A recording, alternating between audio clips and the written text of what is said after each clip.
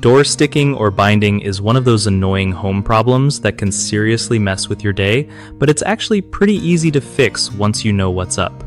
So, first off, if your door is sticking or binding, check for swollen wood, especially after a rainy season or if you've had high humidity indoors.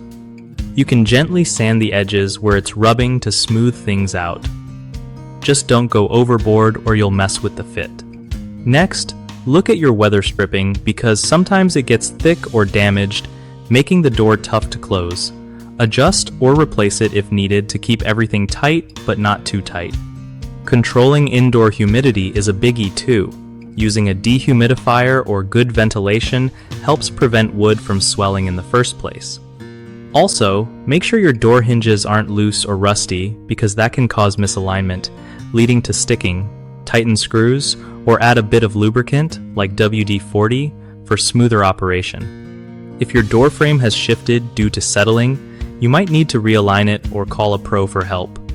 Remember, a little maintenance here and there keeps your doors working like new without costing a fortune.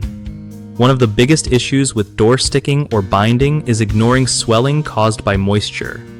People often forget how much humidity affects wood, so sanding swollen areas is key.